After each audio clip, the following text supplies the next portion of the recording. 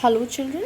So today we are going to start with the first chapter of computer, that is evolution of computers. In this chapter we are going to study about the history of computer and who all contributed towards the evolution of computer. So in the first page of your chapter it talks about the ancient time.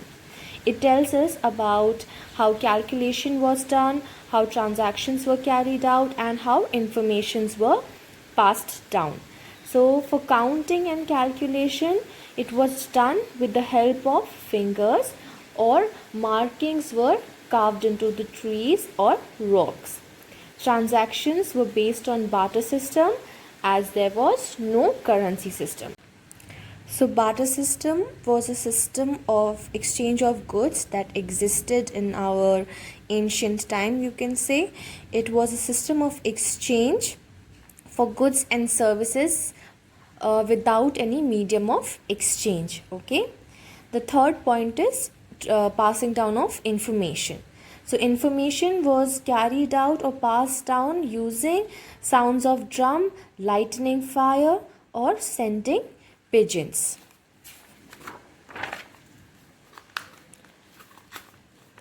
In the medieval time, barter system was replaced by currency system. We still have that. In exchange of any goods and services, we use the medium of currency system. Okay, we use currency in exchange to buy any goods or services. For calculating, instruments and calculators were developed. Ways of communication, it changed to telegrams or postcards or letters, or very recently over telephones. The third point is the contemporary times, or nowadays the present scenario. Payments, or you can say the currency system. The currency system is still there, but apart from that, we also have e-banking or e-commerce or credit card, debit card.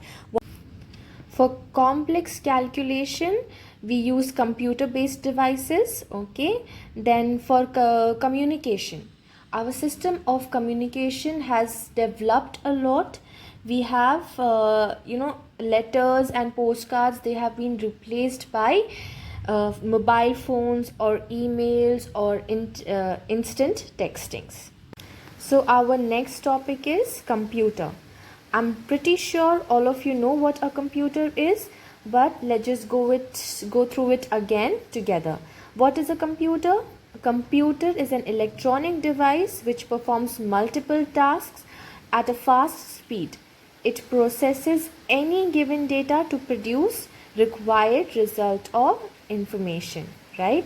So today we use computer in various places for various works. We use it at schools, at hospitals, at banks, everywhere. Wherever you go, you will see that computer is being used.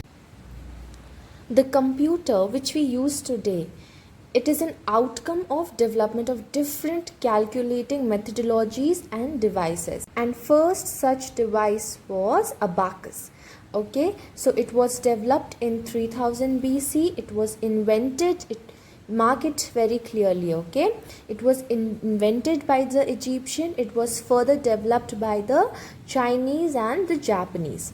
It was used for calculating and counting. The physical construction of abacus was, it was made out of a rectangle wood frame with iron rods and a divider with color bead. The up and down movement of the beads count the value of the number. Okay, and it is considered to be the first mechanical calculating device of the world. Next is Napier's spoon. It was invented by John Napier in the year 1617. This was a calculating device made up of bones. Okay, the bones were placed side by side for multiplication purpose. This device was made for multiplication and division, but it also introduced the concept of decimal points to separate numbers in integer and decimal part. Our next machine is Pascaline adding machine. It was invented by Blaise Pascal. He was a French mathematician. The physical construction of this machine was, it was made up of wheels and gears that were connected together. By rotating the wheels, it performed addition and subtraction. Each wheel had 10 numbers of tooth from 0 to 9. It is believed to be the first calculator of the world. The next machine is Jacquard loom. It was invented by Joseph J. Jacquard. Okay, in this machine, punch card came into existence. Okay, so how this this device showed us a method of storing information on punch card at that point of time. Next comes Charles Babbage. I hope all of you know who Charles Babbage is. Charles Babbage is known to be the father of computer. In the year 1822, he designed a machine called difference engine for making mathematical table. But since this project was not that successful, he gave it up. In the year 1833 to